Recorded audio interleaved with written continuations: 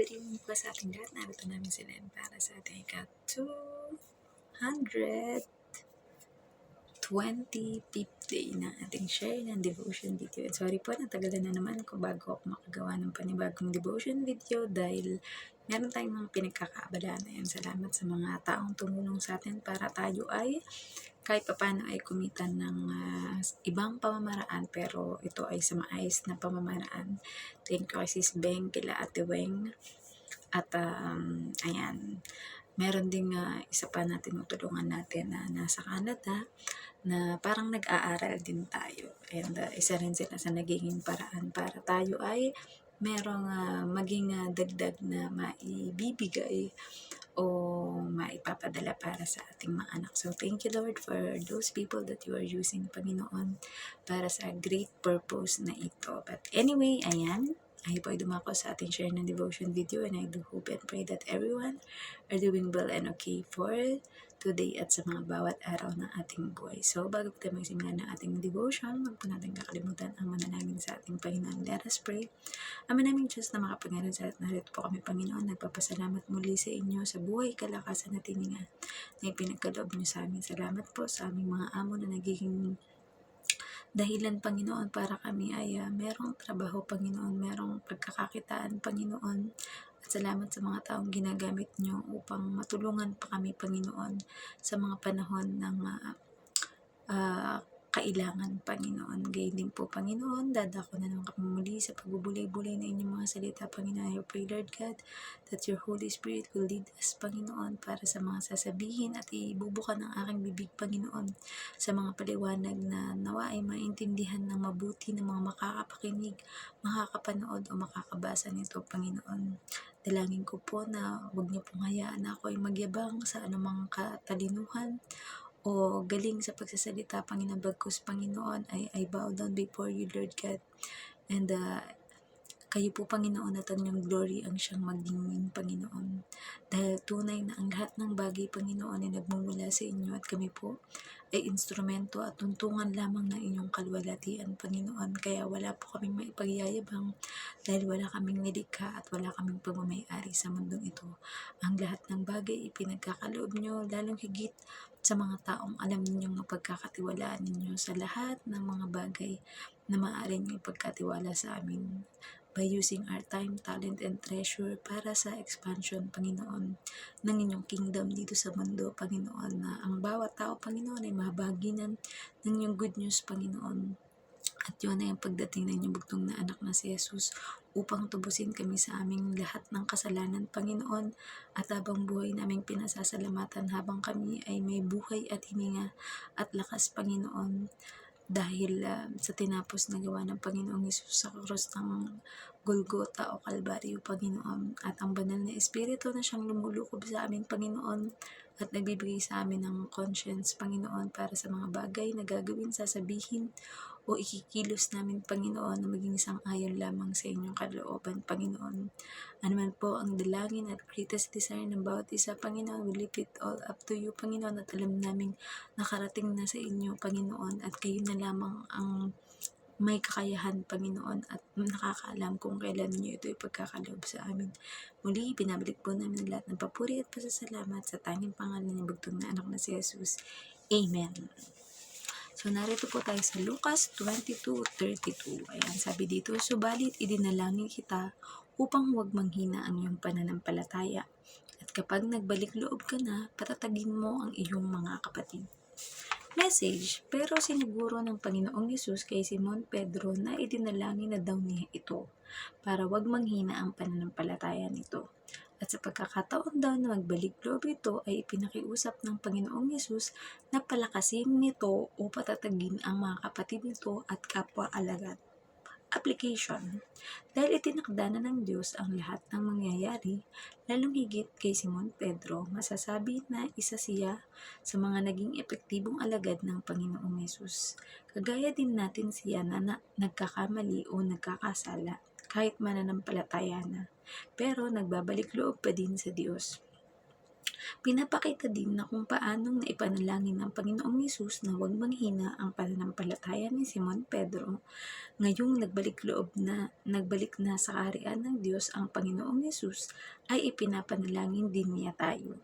Mas epektibo pa dahil nasa kanang trono na siya ng Diyos, at tungkulin din natin na patatagin ang pananalig ng ating mga kapwa mananampalataya kung nangihina sila. So, purihin ng Panginoon sa pagkabasa ng kanyang banal na salita. So, yun na nga, di ba? Dito ipinakita na agad na, di ba, sabi nga ang ating Panginoong Yesus, siya yung ating greatest intercessor, di ba? Kung tayo ay mga royal priesthood, siya yung ating pinaka-high priest.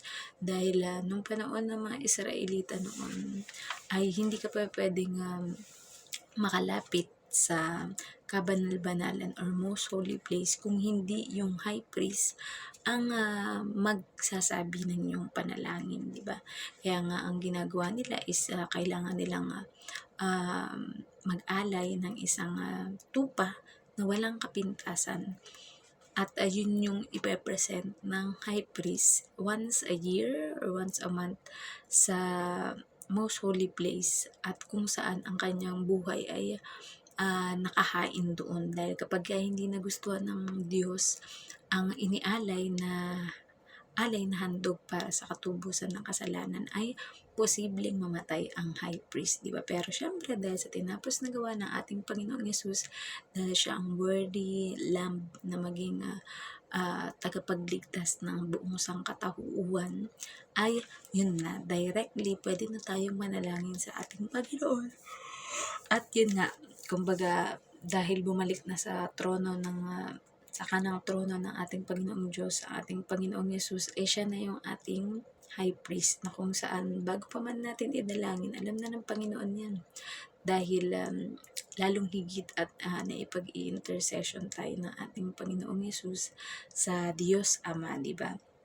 At yun, di ba, sabi nga dito rin sa naging explanation ko, na kagaya din natin, di ba? Kahit syempre, sabihin natin bago ka pa lang as a Christian or born again, di ba? Is minsan pwede pang mahina pa yung pananampalataya mo dahil kumbaga wala ka pang strong foundation.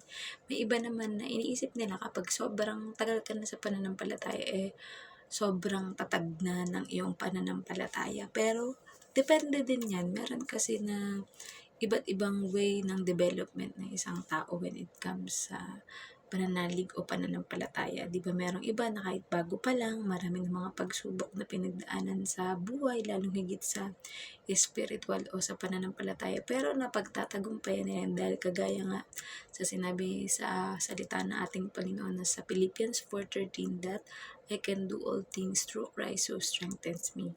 So, di ba, lahat ng mga bagay ay magagawa natin dahil hindi sa sarili nating lakas, not by our own strength, but by the strength that is coming from our Lord, di ba? So, yun, si Simon Pedro, representation natin bilang mga tao na nagkakamali, nagkakasala, kahit bago man o dati nang mananampalataya sa ating Panginoon, pero ipinapanalangin na tayo ng ating Panginoong Yesus sa langit. Kaya, ang panalangin sa atin ng ating Panginoon ay magbalik loob tayo. And the moment na nagbalik loob tayo sa ating Panginoon, dapat ay mas lalong higit na syempre naranasan mo na, halimbawa parang di ba iba yung nag-backslide, iba yung tinatawag, iba na backslide, ng hina, tinamad sa pananampalataya, nag-lie low. But kapag the moment na nakapag-decide ka na sa sarili mo, ay magbabalik loob na ako sa Panginoon, mas lalong higit na energetic ka, mas lalong talagang yung full power ka when it comes to serving God and your countryman or your brethren, di ba? Na kung saan kapag may nakita ka na kapatid mo sa pananampalataya na mukhang nangihina, nawawalan ng pag-asa, at parang may possibility na umalis sa ministry, di ba? Is maging kasangkapan ka or instrument ka ni God para patatagin yung kapatid mo na yun sa pananampalataya. Maaari mo siyang advisean o bigyan ng magandang halimbawa na kung paano namumuhay ang isang mananampalataya sa Diyos, na kahit gaano man katitindi yung mga pagsubok, trials, test, at problems na pagdaanan niya, is mananatili pa rin siyang matatag at matibay dahil hindi siya nakakatayo, or ang inyong lingkod, hindi ako nakakatayo dahil sa sarili ko lang lakas, ngunit laging sa lakas na bigay ng ating Panginoong Diyos. Diba? Sabi nga, as iron sharpens iron, sa salita ng ating Panginoon, ay dapat na pinapatibay ng bawat isa ang isa't isa, di ba?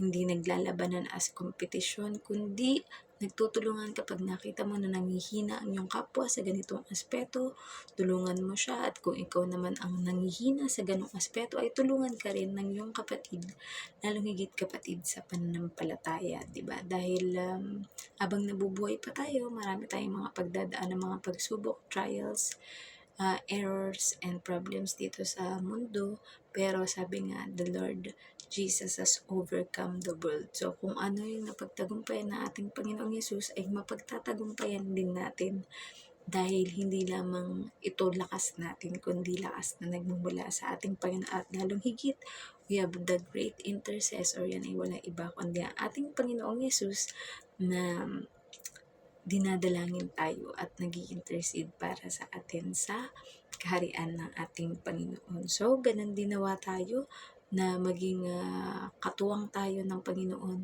sa hindi lamang sa pagpapalaganap ng Ebanghelyo sa buong mundo, ngunit pati ang pagpapakita o pagpaparamdam sa ating kapwa tao na may nagmamahal sa kanila. At yun, unang higit ay ang ating Panginoong Diyos, at pangalawa tayo. Na yan, na maaari nila tayong malapitan, maaari nila tayong mapaghingahan ng kanilang sama ng loob, at may mga bagay na halimbawa talagang kailangan nila ng tulong at hindi nila makakayang gawin sa pamamagitan lamang ng kanilang sariling lakas. Who knows, di ba? Malay mo yung kapatid na yon, or hindi mananampalataya pa sa Panginoon, na makakausap mo ay magkaroon ng kaliwanagan sa buhay, at maakay mo patungo sa paglilingkod sa ating Panginoon. So hanggang dyan na lamang po, dahil kailangan na rin po magpahinga ng inyong lingkod, at meron pa rin po akong gagawin para maitulong sa ating kapwa, para po sa kanilang mga kailangang bagay-bagay. So, hanggang dito na lang po, and let us all close into prayer. Ama naming Diyos na makapangyarihan, sa muli nagpapasalamat po kami sa inyong mayamang mga salita na aming napagbulay-bulayan. Panginoon, tunay nga Panginoon, na kami ay sobrang mapalad, Panginoon, dahil kayo ang Diyos na aming dinadakila at pinapapurihan, Panginoon.